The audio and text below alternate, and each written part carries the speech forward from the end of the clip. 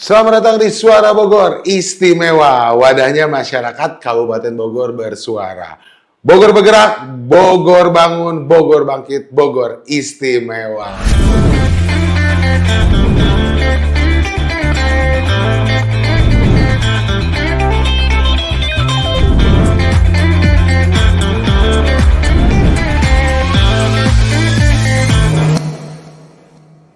Luar biasa untuk seluruh warga Kabupaten Bogor. Ingat, tanggal 27 November adalah hak kita untuk memilih pemimpin Kabupaten Bogor 5 tahun ke depan.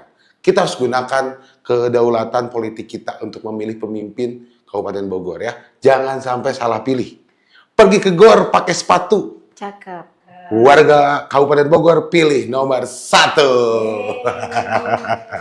Dan tentunya hari ini Suara Bogor Istimewa kedatangan bintang tamu yang sangat-sangat istimewa. Kalau kata pepatah, di balik pria sukses ada wanita hebat di belakangnya. Dan bintang tamu kita ini the real wanita hebat. Berikan tepuk tangan yang meriah untuk Ibu Eva Martiana. Terima kasih. Selamat malam, Ibu. Selamat malam. Iya. Terima kasih nih. Apa kabar, Ibu? Baik, alhamdulillah. Baik ya. Terima kasih udah diundang di podcast. Ini pertama kali masuk podcast ya. Saya juga pertama nih, Bu, mewawancarai sosok wanita yang hebat. Wah, itu Masya Allah. luar biasa sekali. Ibu, hari ini kegiatannya habis dari mana aja, Ibu? Tadi habis keliling ya. Habis Keliling di keliling. Pakansari, ya biasa sama warga, nyapa-nyapa gitu. Terus baru sampai sini asar ya. Asar, istirahat berarti sebentar dong, Bu? Iya, terus sekarang lanjut podcast. Langsung podcast, luar biasa Iya. ya. Terima kasih, Ibu ya, Sama-sama. udah menyempatkan waktunya untuk kita berbincang-bincang. Kalau kita ngomongin Ibu kan, Ibu adalah sosok yang paling dekat dengan Pak Rudi Susmanto ya, Bu ya. Ibu ini adalah sosok yang paling dekat. Nggak ada kayaknya orang lain yang paling dekat selain Ibu gitu. Ibu yang paling tahu tentang Pak Rudi. Bu, menurut Ibu, sosok Pak Rudi Susmanto itu seorangnya tuh kayak gimana, Bu? Boleh ceritain sedikit nggak? Sebelumnya diperkenalkan dulu saya. Oh iya, boleh, silakan, mohon maaf, Bu. Jadi saya Ibu Eva Martiana, panjang lengkapnya namanya Eva Martiana. Jadi kalau di Kabupaten Bogor itu sering ditambah-tambahin jadi Eva Martiana Rudi Susmanto gitu ya. Iya. Saya lahir di Malang 24 Maret 1984. Jadi sekarang usia saya sudah 40 lebih berapa bulan ya berarti? Ya kurang lebih 5 bulan, 6 bulan, 40 tahun 6 bulan. Jadi saya menikah sama Pak Rudi itu tahun 2009, tepatnya di bulan Februari, tanggal 27 Februari. Jadi Hafal, Bu ya? hafal, cuman kita nggak pernah anniversary, cuman kita orang yang nggak pernah ngerayain anniversary. Iya. Saya besar dan lahir dan besar di lingkungan militer. Jadi bapak saya pensiunan tentara. Jadi kalau Pak Rudi bapaknya Kopassus, kalau bapak saya Arhanud. Jadi Arhanud ini Armada Pertahanan Udara. Jadi bapak saya dulu pernah mengajar untuk anak-anak yang kayak secata gitu. Jadi saya lahir di lingkungan militer. Jadi kalau kata orang sekarang anak kolong, besar di lingkungan militer ya seperti itu. Jadi kita anak-anak yang anak kolong, bukan anak jenderal ya. Kalau anak jenderal tuh semuanya udah fasilitas gitu. Kalau kita anak kolong yang anak biasa aja. Ya sederhana hidupnya, nggak mewah, jauh dari kata mewah. Terus makan juga, makan yang sederhana, amat sangat sederhana. Karena waktu itu orang tua saya bukan pangkat tinggi gitu, jadi hanya pangkat yang biasa. Bapak pensiun di pangkat terakhir tuh mayor. Terus sebelumnya orang tua itu memang biasa ngajarin ke anak-anaknya buat makan sederhana. Jadi makan yang ada di kebun belakang rumah aja. Oh, sambil berkebun. Jadi kalau di tentara itu halaman rumah dinas itu luas. Halaman rumah dinas itu luas sekali gitu. Jadi kadang orang tua saya suka tanam kacang panjang, timun, terus suka tanam daun singkong, singkong lah ya umum Iya, ya, iya. pisang, terus kita ada kolam ikan yang buatan yang dari tanah itu. Maksudnya bukan yang di semen gitu pinggirnya, yang Ya, tanah dari semua. tanah ya, ya itu. Apa kalau di Sunda itu namanya? Balong ya, Nah, eta balong ya, balong. balong. Nah, jadi isinya ibu suka masukin ikan mas. Jadi terus di belakang rumah bapak pelihara ayam. Jadi bapak pulang kantor itu biasanya suka ngasih makan ayam tiap sore, pagi gitu. Jadi ya makan enaknya dari motong ayam di belakang rumah. Jadi nggak ada tuh ceritanya zaman dulu saya pergi ke Pizza Hut.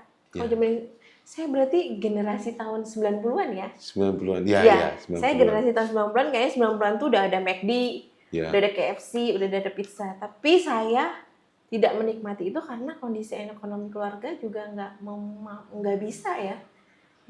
Nggak bisa kasih yang gitu. Jadi makan ya seadanya yang diberi orang tua, makan gitu. Jadi kadang camilan yang biasa dibikin ibu saya tuh ya semacam kayak singkong, diiris-iris, terus dijemur.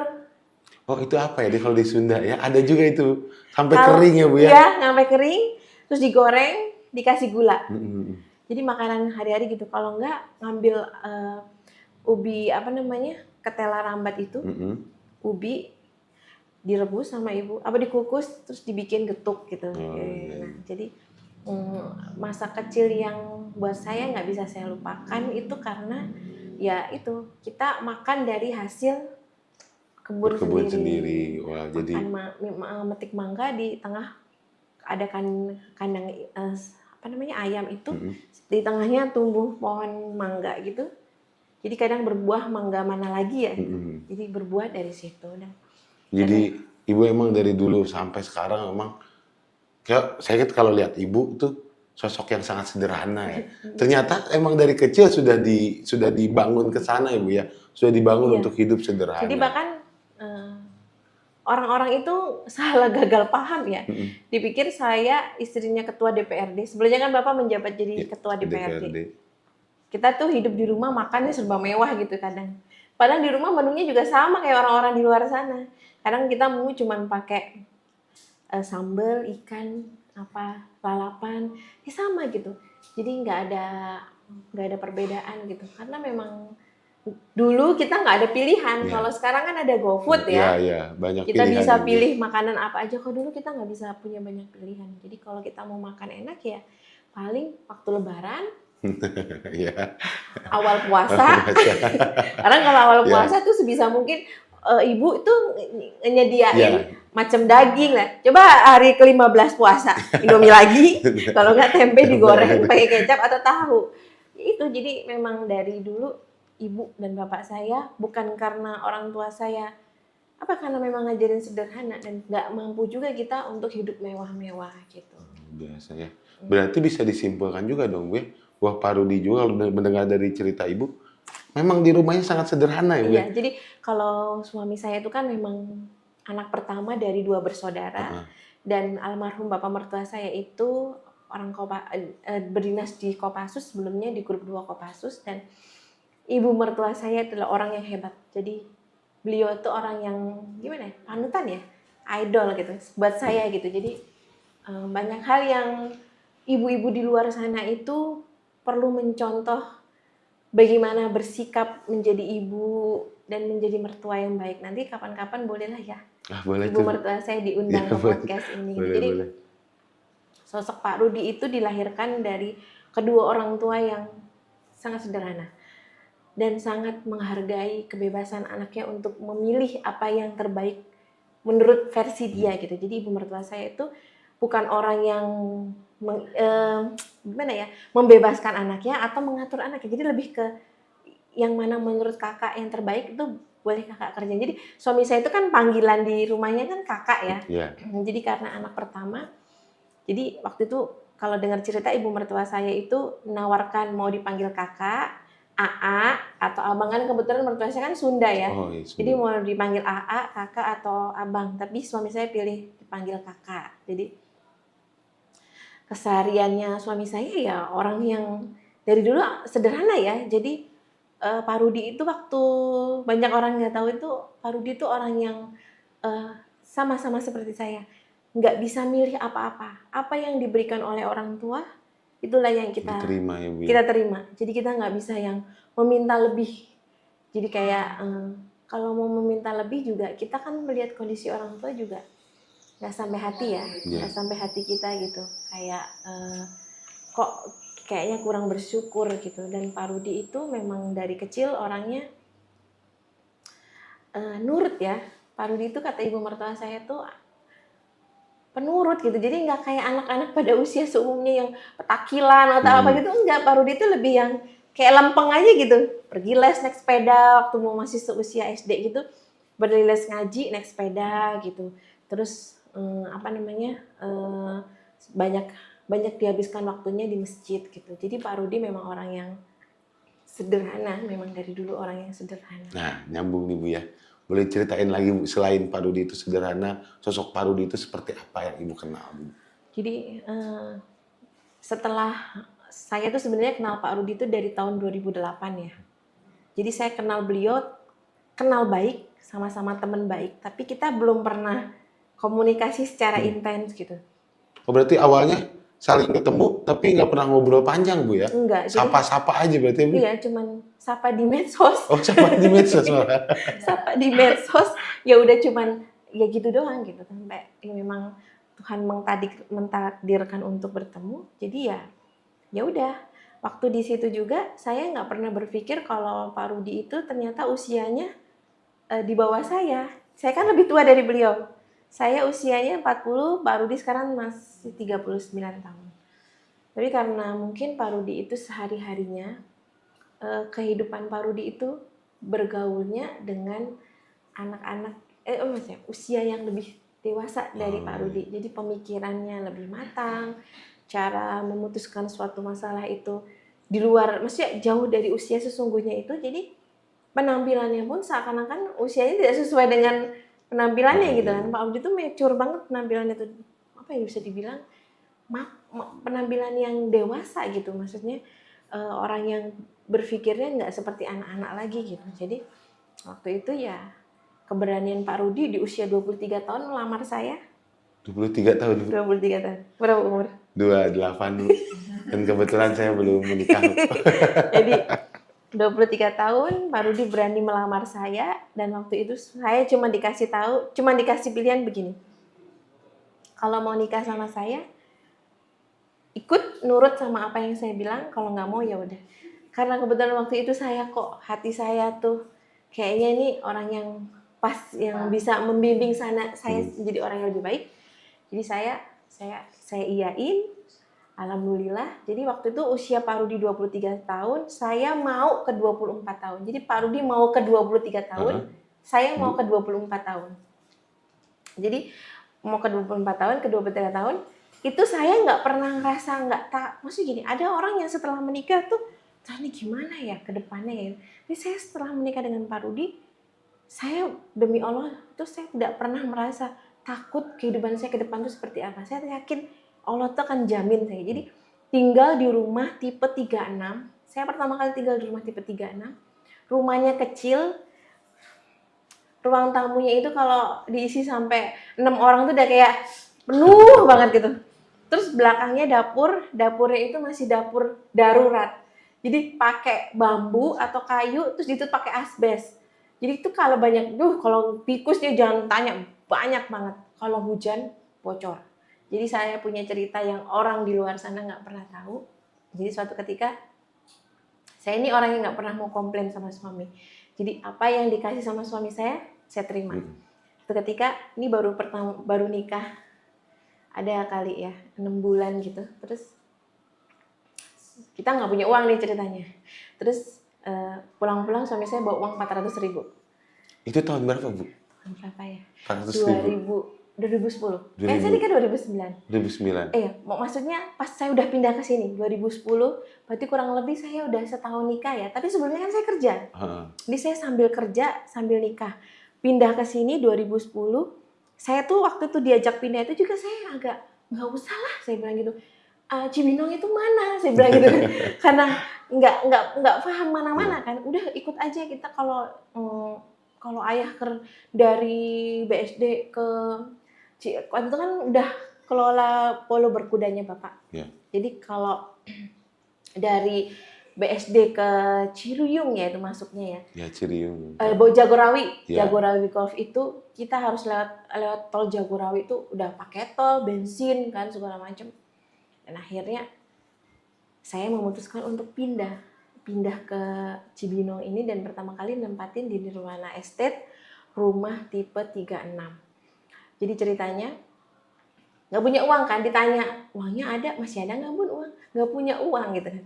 Yaudah ini ayah punya uang 400.000 nih, 200 bunda, 200 ayah ya. Jadi waktu itu dan itu dalam kondisi saya lagi hamil. Saya bilang ya udah nggak apa-apa. Nah suatu ketika karena memang masih tetap tinggal di situ. Jadi rumah itu tuh rumah berkesan ya buat saya sama Pak Rudi. Jadi Pak Rudi itu sebelumnya kan ngekos di Bangka ya, di Bangka itu berarti maksudnya Jakarta Selatan. Jadi ngekos di Bangka, sementara saya ikut kakak saya di BSD. Saya setelah ikut kakak saya di BSD, saya sempat ngekos sebentar sebelum saya nikah. Terus udah gitu Jadi saya bawa satu spring bed single gitu. Ya, buat satu orang. Pak Rudi bawa spring bed single untuk satu orang. Habis itu pas nikah digabungin jadi satu. Jadi satu. Terus Bapak beli lemari di pasar Cibinong. Beli lemari yang 500.000 dapat 2. Jadi satu lemari harganya kurang lebih 250.000. Beli horden di pasar Cibinong. Terus memang Bapak waktu ngekos itu udah punya AC, udah punya kulkas, udah punya kompor gas.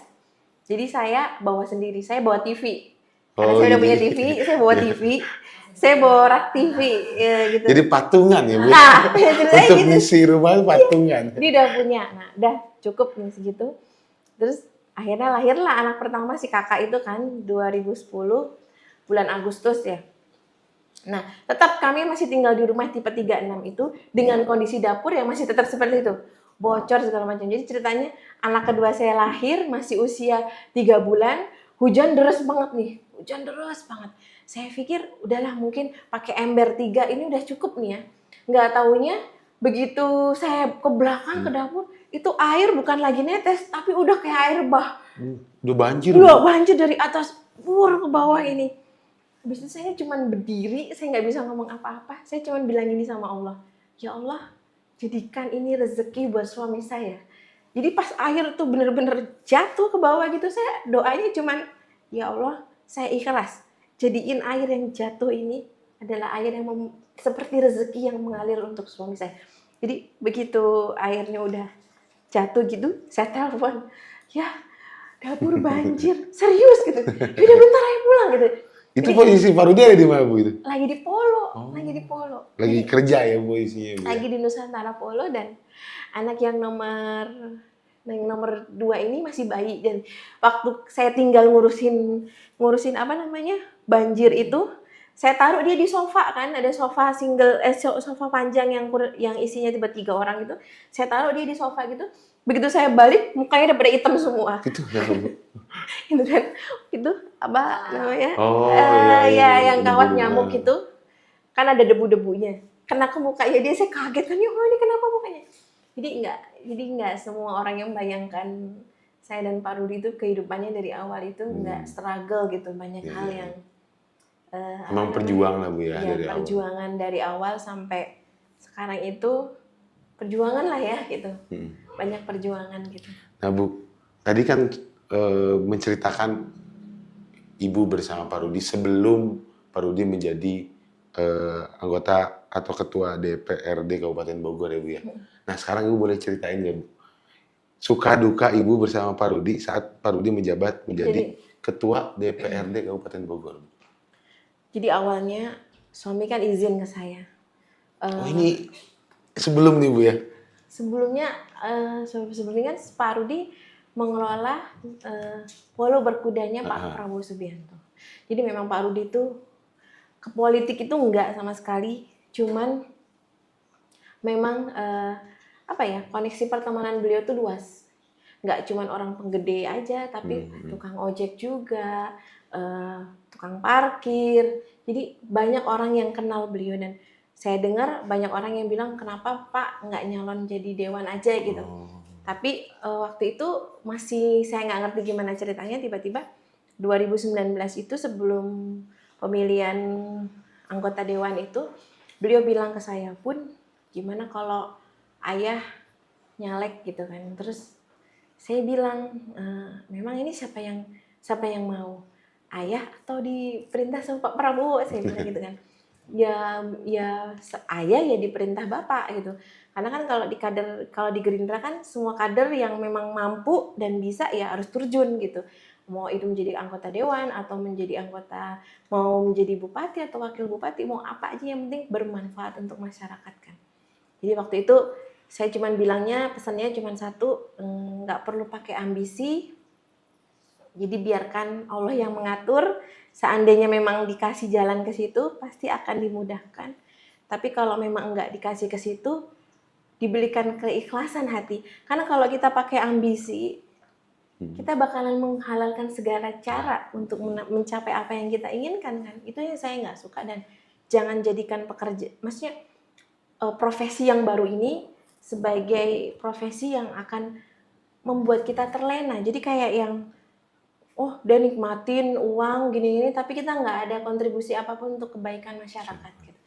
Jadi karena itu suami bilang, "Iya insya Allah." Ya udah, saya cuman bisa kasih doa aja, karena kita berdua ini kan bukan anak orang kaya ya, yang nggak bisa tahu-tahu. Jadi bener-bener saya tuh cuman mengandalkan rezeki dari Allah. Jadi nggak ada satupun dalam pikiran saya tuh, terus gimana ya kalau nyalek kan, sementara selama ini di Indonesia nih biaya kos politik kita tuh tinggi banget gitu. Kayaknya nggak mungkin. Waktu itu saya tuh dalam hati saya kayaknya nggak mungkin, dan yang mengingatkan saya ketidakmungkinan itu ya Pak Rudi. Jadi memang kami tuh selalu ya seimbang ya, saling. Jadi saat saya bicara seperti itu, suami saya bilang, "Bunda kayaknya nggak percaya ya Bunda sama kekuasaan Allah." Saya langsung ingat itu. Percaya, pasti percaya gitu. Tapi ya gimana dong gitu. Udah bismillah aja Bun, rezeki itu dari Allah. Insya Allah ada jalan. Nah akhirnya sampai sekarang di posisi yang sekarang ini, ya mau nggak mau ya suka dukanya ya memang awalnya berpikirnya salah ya. Jadi saya pikir Pak Rudi tuh kalau udah jadi ketua DPR atau jadi dewan tuh punya hari libur. Ternyata nggak ada hari libur, lebih parah. Jadi waktu itu udah lumayan nih, nanti ada cuti gitu. Saya pikir kerja kantoran kan. Ternyata salah. Tapi ya memang gimana ya, passionnya Pak Rudi itu melayani masyarakat. Jadi Pak Rudi itu orang yang dermawan dari dulu. Itu orang yang lebih mengikhlas. Jadi kayak gini, Bapak punya uang semisal, tapi kalau dirinya butuh, ternyata dia lihat orang lain ada yang lebih butuh, dia kasih ke orang yang lain dulu itu. Jadi nggak orang yang nggak pelit, royal, nggak cuman ke saudara, ke orang tua, ke keluarga, tapi ke semua orang gitu. Jadi nggak pernah hitung-hitungan. Bahkan kalau orang banyak bilang tuh Bapak itu kayak sering jadi dimanfaatin sama orang karena kebaikannya. Luar biasa. Nah, bukan sekarang Pak Rudi, tadi menarik nih Bu ya, kalau kita ngobrolin tadi kan Pak Rudi izinnya kayak gitu. Saat Pak Rudi mau jadi ketua DPRD. Nah, saat sekarang nih Bu, Pak Rudi menyalonin, izinnya gimana Bu? Kalau izinnya sekarang sih sama aja, nggak jauh beda ya. Cuma memang kalau waktu izin ke saya, waktu izin untuk nyalon bupati itu sebenarnya saya lebih ke saya udah pasrahkan Pak Rudi ini untuk masyarakat Kabupaten Bogor. Saya tahu orang yang beliau kagumi, Bapak Prabowo, Haji Prabowo Subianto, itu orang yang banyak menginspirasi Pak Rudi di sehari-hari. Jadi kalau saya bilang jangan, alangkah sedihnya, karena figur yang beliau contoh, yang jadi panutan itu orang yang nggak ada kata menyerah. Bisa bayangkan dari 2009 Bapak berjuang, 2009, 2014, 2019. Baru terakhir 2024.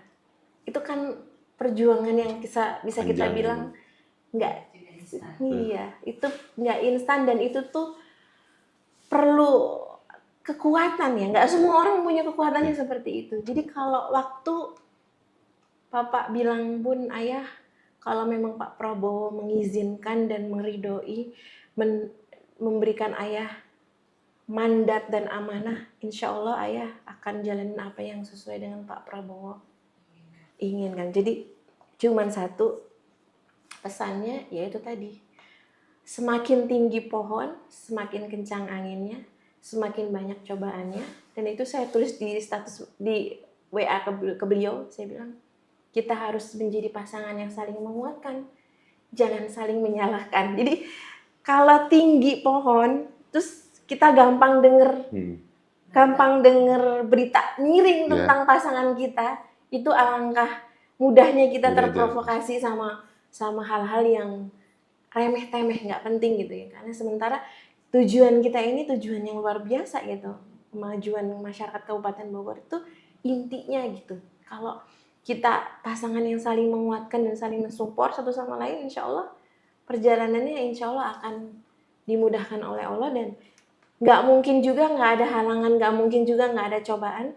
Tapi insya Allah kan kalau kita kembalikan lagi sama pemilik hidup ini, ya pasti Allah akan memberikan cobaan kepada makhluk yang sesuai dengan kemampuannya, nggak akan lebih dari kemampuannya. Itu si pesannya cuma itu, dan itu udah saya tulis di WA. Jadi saya bilang, semakin tinggi pohon tadi, maka mari kita saling menguatkan satu sama lain.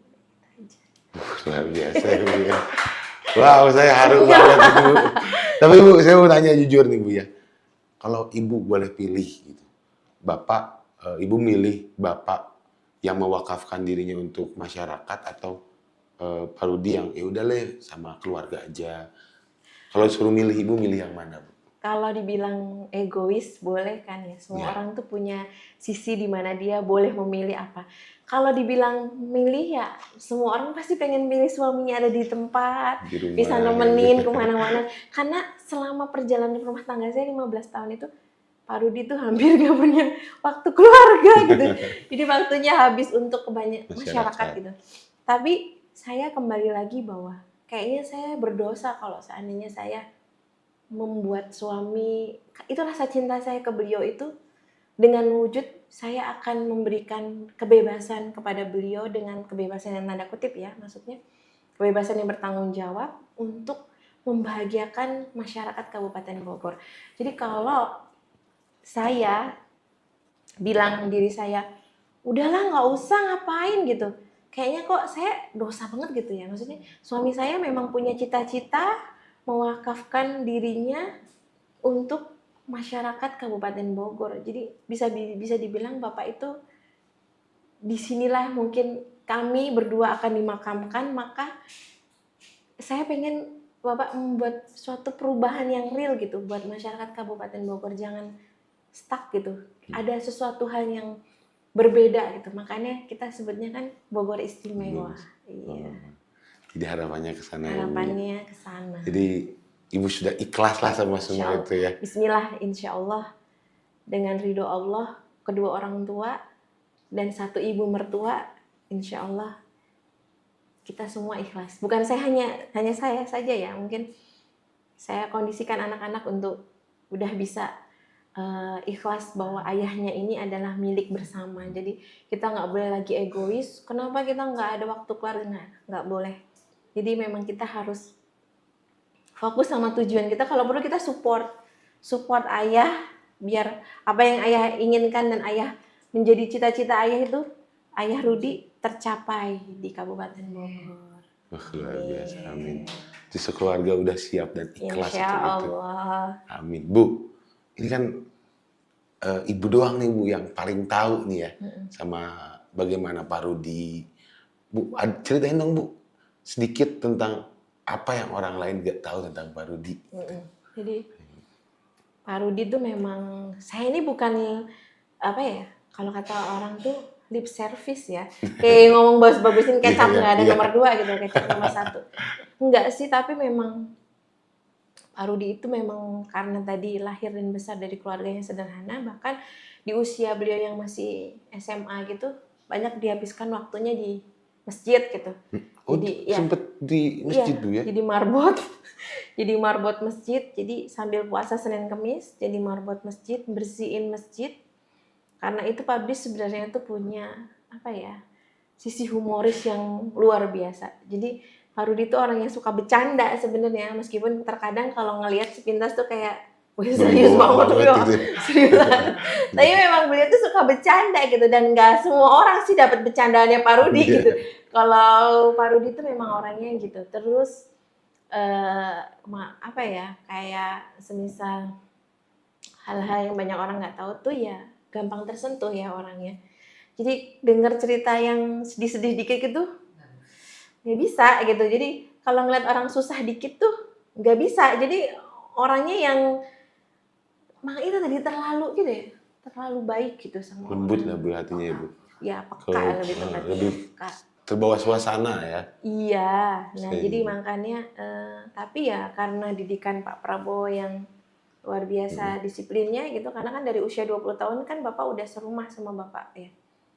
Pak Rudi sudah serumah dengan Bapak Prabowo, jadi sebagian besar kehidupan hari-hari Pak Rudi itu ya dihabiskan di rumah di Hambalang. Jadi sarapan pagi, kadang ke perpustakaan, terus nemenin Bapak ke luar negeri gitu. Jadi memang ya keputusan-keputusan politik Bapak, bagaimana Bapak memimpin, leadership itu semuanya Jadi Pak Prabowo. dari Pak Prabowo Subianto, langsung dididik dengan beliau. Jadi nggak pakai perantara buku atau apa, tapi langsung belajar, langsung melihat, merasakan gitu didikannya beliau. Jadi ya dari segi disiplin, Bapak orang yang sangat amat disiplin. Bapak tuh detail. Bapak tuh orang yang detail. Semua angka, data itu harus lengkap, detail. Jadi nggak boleh ada yang miss kalau kayak gitu tuh. Dan orangnya memang peduli. Jadi kalau apa ya, ya semuanya care gitu ya. Semua hal itu di hal-hal kecil tuh Bapak sampai ngurus-ngurusin gitu. Kalau hal-hal kecil kayak tamu mau datang tamu, besok ada tamu Bun, segini orang. Sebenarnya kan nggak perlu ya. Tapi Pak tuh detail, jangan lupa makanannya nggak perlu yang mewah, tapi yang Terpenuhi. enak, yang di lidah itu enak. Kan ada juga kan, makanan mewah tapi nggak bisa dimakan. Iya. Jadi kalau Bapak tuh orangnya kalau untuk tamu tuh luar biasa. Jadi bahkan telat minum air putih gitu, kalau ngasih aqua di meja Bapak udah WA saya. Mana ini minumnya, mana? Jangan. Jadi emang ya itulah. Ya orangnya apa ya, menghargai orang lain gitu. Terus orang nggak banyak tahu kalau Pak Rudi itu orang yang pernah jualan kembang waktu masih mudanya. Jadi kehidupan Pak Rudi itu nggak yang langsung naik gitu. Jadi dari ke bawah, prosesnya ke atas, dan itu karena apa ya, dari proses di bawah itu jadi menghargai orang-orang yang di bawah itu luar biasa. Di zaman dulu ada viral yang gelombang cinta, Antorium. Zaman itu yang sampai ratusan juta, saya masih ingat sekali itu. Bapak waktu itu beli benih kecil-kecil, disiram setiap hari. Karena tangannya dingin. Jadi Bapak itu tangannya dingin. Saya tuh sampai heran ya. Saya tuh sering dikomplain sama Pak Rudi. Perempuan itu harusnya bisa ngerawat bunga, ngerawat tanaman. Bunda, tanaman dipegang langsung pada mati. Tapi memang ada sebagian orang yang jangankan nanam ngeliat tanamannya langsung mati tanamannya. Ini kayak Superman punya laser gitu ya. Ini kalau Pak Rudi itu ya tangannya dingin, terus apa ya, batinnya itu bisa connect sama tanaman. Jadi kadang beliau tuh bisa tahu ini tanaman kurang air, minta dipindah ke pot yang lebih gede atau apa. Saya sendiri aja kadang kalau setelah pileg ada jeda waktu menunggu keputusan dari pusat siapa yang akan dicalonkan menjadi bupati. Saya hari-hari dengan Pak Rudi berkebun. Jadi di atas rumah saya itu di lantai 3 itu ada kayak kayak di rooftop tuh ada tanaman-tanaman gitu. Jadi sesekali kita bongkar tanaman gitu. Diajarin, Bun, bongkar tanaman itu pakai hati. Tanaman itu makhluk hidup. Makhluk hidup itu perlakukan mereka semuanya pakai hati. Nah, sama tanaman aja beliau begitu, apalagi sama masyarakat Kabupaten Bogor. Iya, benar. Jadi lebih luar biasa lagi. Saya yakin, saya kayak yakin dan optimis gitu, Bapak. Insya Allah bisa membawa perubahan yang drastis ya Amin, amin, untuk amin. Kabupaten Bogor. Biasa. Bu, ini seru nih Bu. Tadi Ibu bercerita Ibu sama Pak Rudi romantis. Pak Rudi tuh romantis Bu orangnya Bu? Enggak. Oh enggak. Enggak romantis. Pak Rudi enggak romantis. Enggak ada tuh ceritanya kita ngerayain anniversary, kita nggak pernah ngerayain. Jadi kalau ada suami anniversary beliin bunga gitu, enggak kayaknya. Enggak ada. Belum pernah. 15 tahun pernikahan itu ya nggak ada kayak gitu-gitu. Bapak memang bukan orang yang romantis, tapi saya merasa bahwa romantisnya suami saya ya seperti ini. Jadi nggak nyakitin hati, bicara lembut. Jadi saya sama suami itu ada pantangan.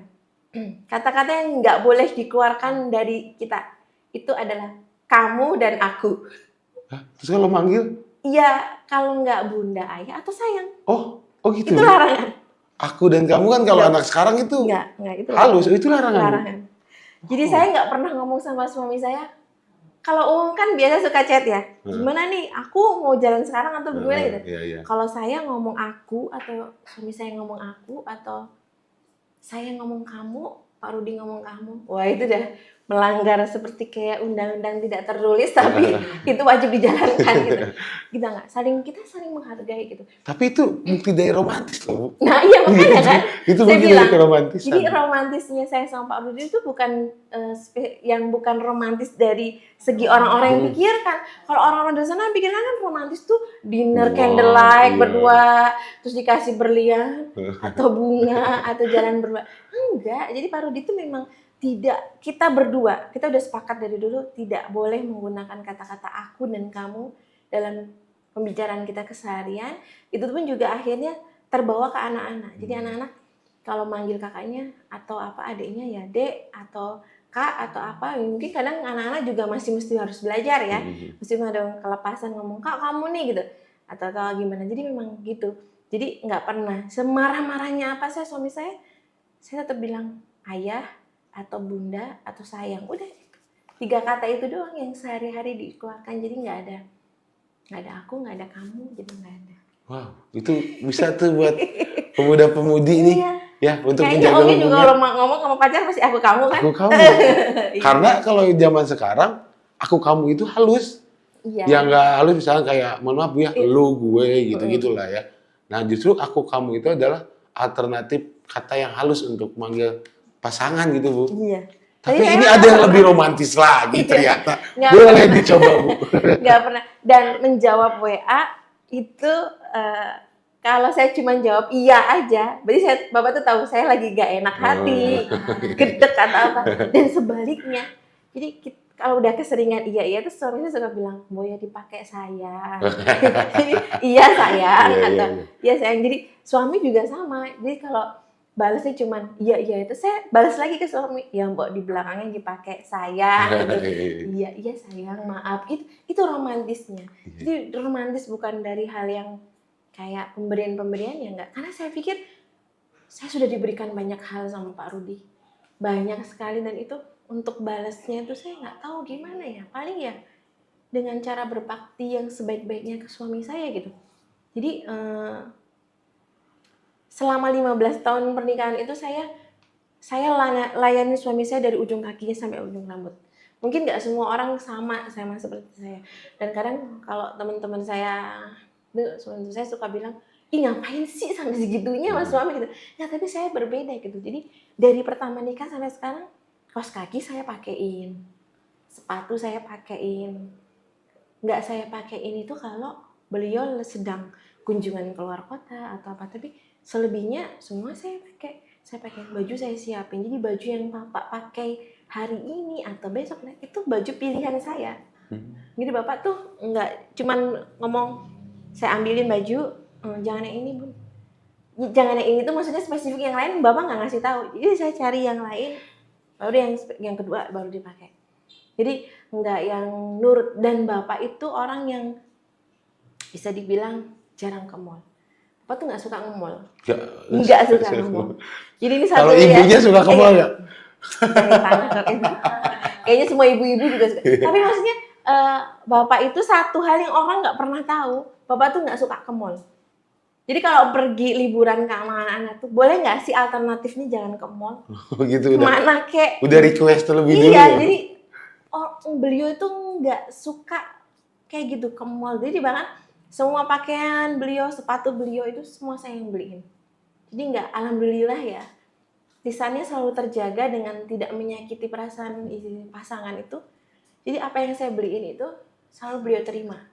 Jadi nggak pernah ngomong kok gitu sih Bun gitu, enggak. Jadi ya dipakai aja gitu. Nanti atau kalau seandainya request Bun nanti warnanya ada yang kasih warna ini lagi ya gitu, jangan yang ini, warnanya terlalu gelap, nanti yang lain, tapi ini ayah suka kok gitu. Jadi ada bukan bahasa yang kayak capek-capek nih belum, untung nggak dipakai gitu. Nggak ada yang kayak gitu. Jadi memang beliau tuh nggak bisa dibilang ke mall tuh bisa dihitung tangan ya. Jadi saya yang pergi beliin beliau gitu, kalau nggak online gitu. Jadi memang romantisnya seperti itu gitu. Bu, kapan terakhir jalan sama Pak Rudi berdua? Kalau jalan berdua kayaknya belum ya.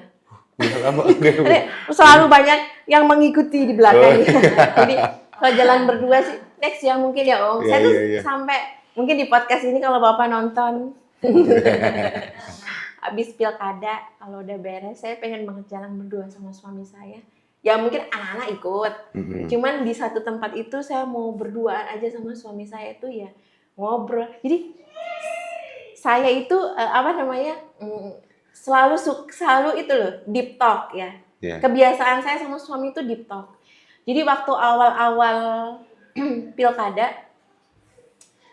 itu awal-awal pilkada gitu kan jarang pulang ya, karena kan mulai dari mesti konsolidasi partai, partai pendukung dan sebagainya. Bapak jarang pulang tuh rasa kayak kehilangan deep talk. Jadi saya sering deep talk sama suami saya tuh ya bicara dengan segala hal yang saya pengen saya omongin sama suami saya di hari itu, kayak kakak maunya ini ya, kakak mau begini-begini, adik maunya begini, itu ya waktu deep talknya itu ya sebelum tidur biasanya. Jadi makanya kalau Bapak datang jam 2, jam 3, pasti saya langsung temenin deep talk. Jadi ngobrol sampai kalau Bapak udah bilang, udah bun capek bun ngomong terus gitu, baru selesai. Kalau enggak Bapak masih dengar cerita saya seharian itu ngapain aja. Jadi ya tadi rumah tangga, hubungan itu harus dipupuknya ya pakai komunikasi. Kita nggak bisa dalam satu hubungan itu nggak pakai komunikasi, nggak bisa. Karena kan pernikahan itu 10%-nya kehidupan rumah tangga, 10%-nya cinta, 90%-nya ngobrol, temen.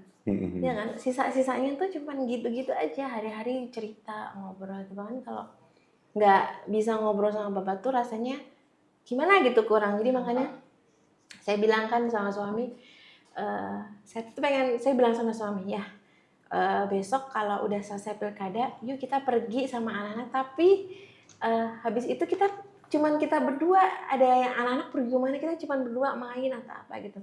Dan saya cuman bilang sama suami saya, nanti bawa saya ke Mekah. Selama ini kan kita kan kalau umroh sendiri-sendiri nih, Bapak kemarin sendiri, sebelumnya saya sendiri gitu. Saya pengen banget pergi umroh bersama suami saya. Terus di pintu 339 itu Pak Rudi nungguin saya gitu.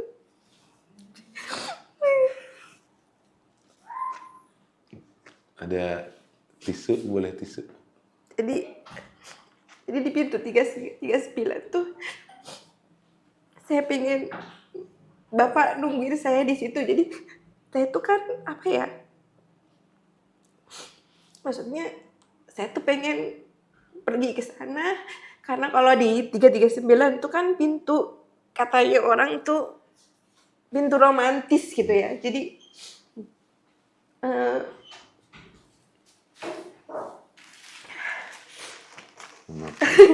maaf nih Om, jadi sedih. Enggak, maksudnya pintu romantis tuh 339. Jadi aduh, kemarin Bapak umroh saya suka ya perhatiin deh di pintu 39 itu. Saya waktu umroh itu, qadarullah kan waktu saya umroh Bapak sakit ya. Jadi waktu saya baru nyampe di Madinah, Bapak itu sakit, terus saya yang ya Allah kok gini banget gitu. Saya mau ibadah kok suami saya sakit gitu. Tapi memang itu ujian. Jadi ujian di mana cinta kita itu nggak boleh, cinta kita ke Allah itu tidak boleh dibandingkan dengan makhluk siapapun itu di dunia. Jadi waktu itu saya ikhlas, ya Allah. Jadi waktu itu udah ngedoain suami itu cuman sehat, panjang umur gitu. Dan di pintu 39 tuh kenapa saya setiap kali lewat pintu 339 tuh saya selalu nangis gitu. Karena ada pasangan kakek nenek yang usianya udah 70 tahun, dia nungguin istrinya di situ. Terus karena nggak punya handphone mungkin ya, jadi cuman ngeliat terus tiba-tiba istrinya ada di ujung udah mau masuk ke pintu gerbang pintu itu, dia panggil-panggil gitu, saya di sini gitu. Dan istrinya sambil jalan tertati-tati gitu nyamperin suaminya. Jadi itu gambaran, kalau saya bayangin itu gambaran surga ya. Maksudnya gambaran surga di mana kita ditunggu suami kita tuh di pintu surga tuh kayak gitu. Jadi kemarin waktu Bapak umroh tuh saya suka bilang, ya coba deh lewati pintu 339 gitu kan. Itu pengennya saya gitu. Saya bilang nanti tungguin Bunda ya kalau Bunda pulang dari sholat isya, sholat maghrib, sholat subuh di pintu 339. Jadi nggak ada permintaan muluk-muluk jalan-jalan ke Eropa, nggak. Kayaknya nggak deh. Saya nggak pernah bicara tentang perjalanan liburan ke luar negeri sama Pak Rudi. Jadi selama 15 tahun menikah, kita belum pernah liburan ke luar negeri. Kok nggak liburan? Padahal duitnya banyak kata orang ya. Wih, punya mobil bagus-bagus, kenapa nggak liburan? Jadi gini, liburan itu nggak harus pergi ke luar negeri, nggak. Itu prinsip saya dan Pak Rudi gitu. Kita bisa habiskan liburan itu dimanapun, asalkan bersama keluarga. Jadi kayak saya kalau pergi tuh ibu mertua saya harus bisa merasakan saya perginya bahagia, dan adik satu-satunya Pak Rudi juga harus bisa merasakan saya rasa bahagia. Jadi kalau saya belum bisa mampu, ngapain memaksakan diri saya untuk jalan-jalan ke luar negeri yang bisa dibilang kosnya juga lumayan mahal. Belum lagi kan suami saya ini kan pejabat ya, pasti banyak disorotnya. Jadi kalau banyak disorot ya sebaiknya hindari hal-hal yang akan membawa permasalahan gitu. Jadi nggak pernah memang. Jadi ya cita-citanya cuman jalan sama anak-anak, nanti pergi umroh itu ya ke pintu 339 itu. Nggak banyak apa namanya? Muluk-muluk lagi. Nggak banyak muluk-muluk lagi. Ini boleh ya saya minum? Silakan Ibu. Ibu, ini pertanyaan mungkin jadi pertanyaan terakhir. Sebentar lagi kan Bapak mau menyalonkan, mewakafkan jiwanya kepada masyarakat Kabupaten Bogor. Harapan Ibu untuk Bapak apa? Harapannya itu menjadi pemimpin yang bisa menjadi tauladan untuk semua orang. Pemimpin yang jujur, itu sih semuanya ya, jujur, adil. Pemimpin yang ikhlas melayani pakai hati. Jadi jangan karena ingin dilihat orang baik, jadi akhirnya memoles kebaikannya, mengalir aja seperti hanya saya tahu Pak Rudi orang baik. Jadi biarkan orang menilai Pak Rudi dengan hati yang tulus yang diberikan untuk masyarakat Kabupaten Bogor. Dan saya berharap tadi apapun yang dikerjakan sama Pak Rudi itu jadi bernilai ibadah untuk beliau dan bisa memberikan orang yang kesusahan itu kebahagiaan. Jadi kita sebagai, saya bilangnya, saya tuh kayaknya tuh kadang tuh kurang suka itu. Saya itu dari dulu kalau teman-teman selalu manggil saya Bu Dewan, saya marah pasti. Sih manggil Bu Dewan. Saya tuh nggak suka dispesialkan gitu, diistimewakan. Itu saya kayaknya tuh gimana gitu. Nah sekarang juga kalau ada orang-orang yang ketemu Ibu Bupati, saya bilang, saya belum jadi Ibu Bupati, jangan manggil Ibu. Tapi ini doa Bu, iya, amin, makasih gitu. Jadi saya berharap Bapak tetap jadi pejabat yang sederhana, yang dari pakaiannya tetap sederhana, yang nggak neko-neko. Bapak tuh kan nggak suka ya barang-barang branded, tuh Bapak nggak suka. Jadi jangan tetap sederhana, yang tidak mewah-mewah. Insya Allah semuanya untuk kebaikan masyarakat Kabupaten Bogor tanpa pengecualian gitu. Dan ingat bahwa semakin tinggi pohon, semakin kencang anginnya yang berhembus. Tetap kuatkan diri dan iman kita gitu, karena mencapai kesuksesan dari bawah ke atas itu kan juangannya berat ya. Penuh suka duka, air mata gitu. Jadi kalau hanya sekedar untuk bersenang-senang, kesenangan yang sifatnya kayak nafsu semata itu kayaknya kok sayang banget gitu. Dan seharusnya Bapak pasti paham lah itu, dan saya berharap apapun yang akan terjadi nanti biarkan Allah yang menggerakkan semuanya. Saya percaya pilihan masyarakat Kabupaten Bogor adalah pilihan yang terbaik siapapun yang menjadi bupatinya. Amin. Amin. Ibu terima kasih Sama-sama. sudah Saya juga ngobrol-ngobrol seru, Iya. dari ceria sampai haru. Sampai nangis. Wah, tapi luar biasa Ibu, terima Iya, kasih banyak ya Bu sama-sama. ya. Wow, warga Kabupaten Bogor, jangan lupa nih ya, tanggal 27 November kita akan menentukan siapa yang akan memimpin Kabupaten Bogor ke depannya. Jangan sampai salah pilih ya. Jangan sampai salah pilih. Satu nusa, satu bangsa, satu bahasa, satu tanah air Indonesia, satu untuk Bogor istimewa. Salam Bhinneka Tunggal Ika, salam Bogor, Bogor istimewa. istimewa.